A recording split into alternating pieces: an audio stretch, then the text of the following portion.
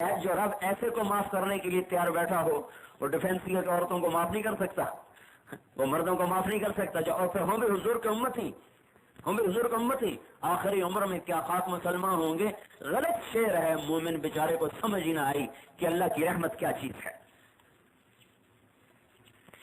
سانس ٹوٹنے سے پہلے سر جھکا دو، مسئلہ حل ہو جائے گا۔ لیکن بات یہ ہے کہ سانس کب ٹوٹ جائے اس کا کیا خبر، جوانی میں ٹوٹے، بڑھاپے میں ٹوٹے، لہذا اب توبہ کرو، آج توبہ کرو، اللہ میری توبہ، اللہ کی رحمت کو آتا دیکھو۔ بنی ایک اور واقعہ سن، قارون کا نام تو آپ نے سب نے سنا، کیسا ظالم آدمی جس نے حضرت موسیٰ علیہ السلام پر فحاشی کی تہمت لگائی۔ فحاشی، اللہ نے زکوٰۃ کا حکم دیا، ہماری زکوٰۃ ہے 2.5%، بنی اسرائیل کی زکوٰۃ تھی 10%، پھر اس کا رزق تھا کھرب ہا کھرب کی مالیت میں، حساب کیا تو بنے کروڑ ہا کروڑ، کہنے لگا سب کچھ گیا۔ ایک عورت کو پیسے دیے، فاحشہ عورت کا، تو پیسے لے لے، میں موسیٰ علیہ السلام سے مسئلہ پوچھوں گا کہ جو برائی کرے اس کی کیا سزا ہے۔ وہ کہیں گے سنگسار کر دو، پتھر مار مار کے مار دو، تو اٹھ کے کہنا کہ میرے ساتھ تو انہوں نے یہ کیا ہے۔ انہوں نے کہا ٹھیک ہے، پیسے لے لیے۔ جب ایمان نہ ہو تو پیسے پہ آدمی بکتا رہتا ہے، جسم بھی بکتے ہیں، جان بھی بکتی ہے، سب کچھ بکتا ہے۔ موسیٰ علیہ السلام واضح فرما رہے، قارون کھڑا ہو گیا، جی جو شادی شدہ برائی کرے اس کی کیا سزا ہے؟ فرما اس کو پتھر مار مار کے مار دیا جائے، کہ اگر آپ کریں کا مجھے بھی مار دیا جائے۔ کہ یہ عورت کیا کہتی ہے؟ اس عورت کو کھڑا کیا، بول۔ اس نے جب نبوت کے چہرے پر نگاہ پڑی وہ تو لرز گئی، کہا جی میں کچھ نہیں کہتی، میں پہلے ہی بڑی نافرمان ہوں، پہلے ہی میرے اوپر بڑے گناہ ہیں، یہ گناہ اپنے ذمہ لے کے میں نہیں مرنا چاہتی، مجھے تو اس نے پیسے دیے تھے کہ آپ پہ تہمت لگاؤں۔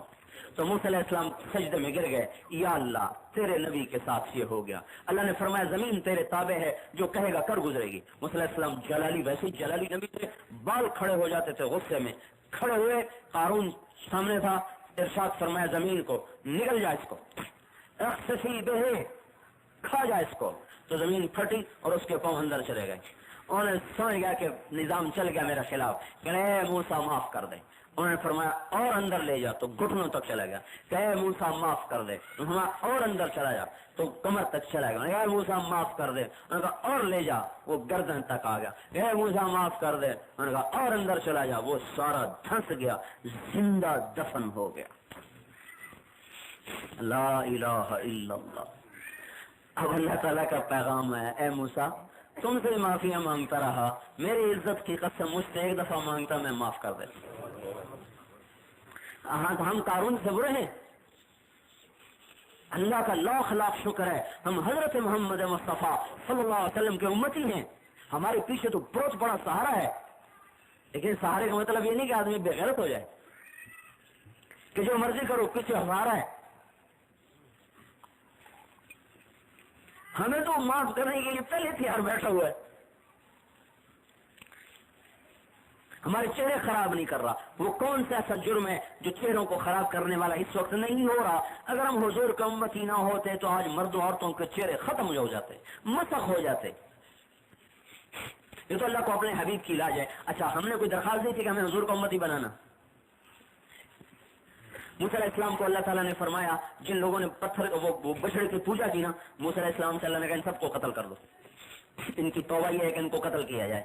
تو لوگ آئے کہ جی کیسے قتل کریں، کہیں بیٹا ہے، کہیں بیوی ہے، کہیں ماں ہے، کہیں باپ ہے، کیسے ایک دوسرے کو قتل کریں؟ اللہ سے جا کے معافی مانگے کہ ویسے ہی معاف کر دیا جائے۔ تو موسیٰ علیہ السلام 70 آدمی لے کر کوتور پہ گئے، اے اللہ معاف کر دے، ویسے ہی معاف کر دے۔ اللہ تعالیٰ نے فرمایا تیری امت کی توبہ تو قتل ہی ہے، ایک امت بعد میں آنے والی ہے جتنے مرضی بڑے گناہ کر لیں، ایک دفعہ کہہ دیں اے اللہ معاف کر دے، ان کے سارے معاف کر دوں۔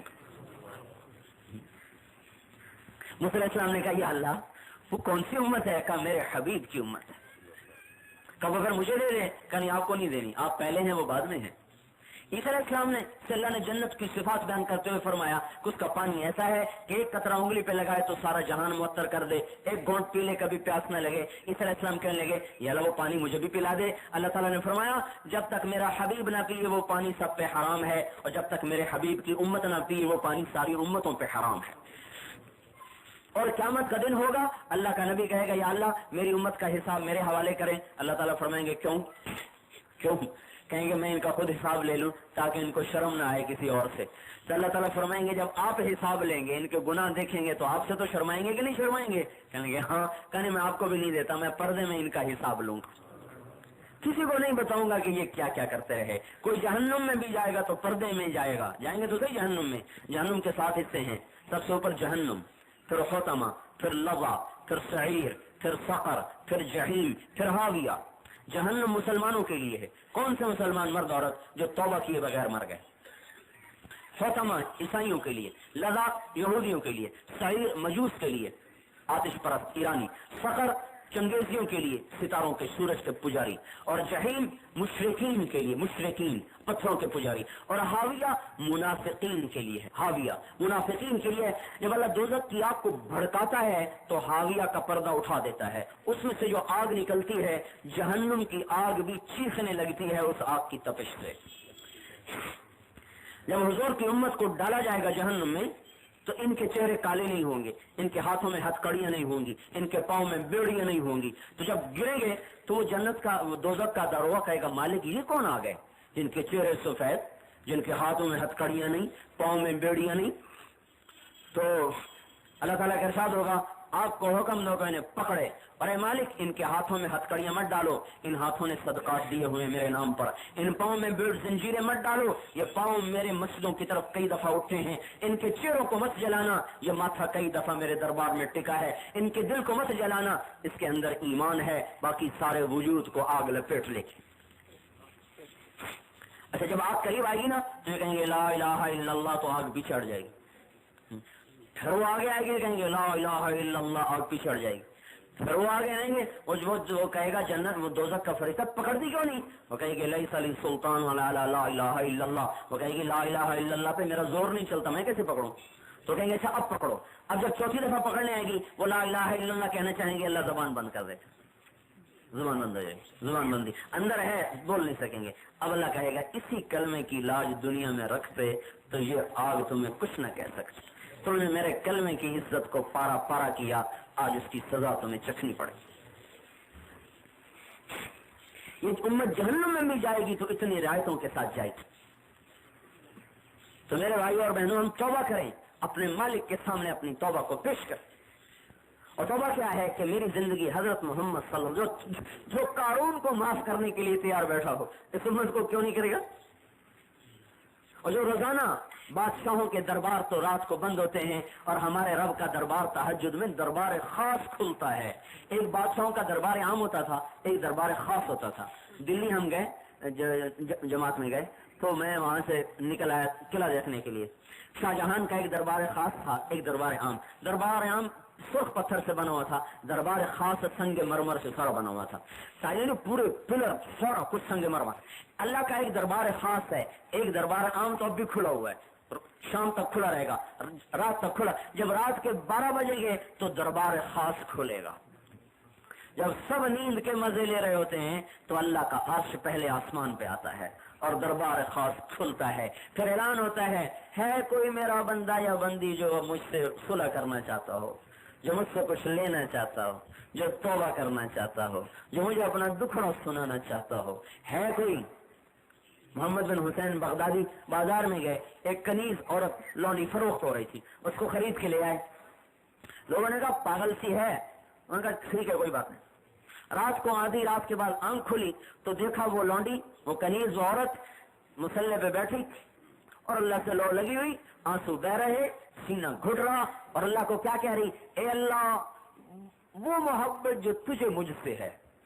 یہ کہہ رہی, کہنا تو یہ تھا کہ وہ محبت جو مجھے تجھ سے ہے, کہ اے اللہ وہ محبت جو تجھے مجھ سے ہے میں اس کے واسطے سے تجھ سے سوال کرتی ہوں. تو انہوں نے ٹوکا کہ یہ لڑکی کیا کہتی ہے, کیا کہتی ہے, یوں کہ اے اللہ وہ محبت جو مجھے تجھ سے ہے. کہنے گے چپ کرو, اگر اس کو مجھ سے محبت نہ ہوتی تو مجھے یہاں نہ بٹھاتا, تجھے وہاں نہ سلاتا. مجھ سے محبت ہے تو میری نیند کو اٹھا کر, میری نیند سے مجھے اٹھا کر مجھے مسلح پہ کھڑا کر دیا. پھر کہنے لگے اے اللہ اب تو تیری میری محبت کا راز فاش ہو گیا, لوگوں کو پتہ چل گیا کہ ہم محب و محبوب ہیں. اے اللہ اب مجھے اپنا وصال دے دے, مجھے اپنا ملاپ دے دے, مجھے اپنے پاس بلا لے. چیخ نکلی اور جان نکل گئی. تو فرماتے مجھے بڑا غم ہوا، میں صبح اٹھا اس کا کفن لینے گیا، کفن لے کے آیا تو دیکھا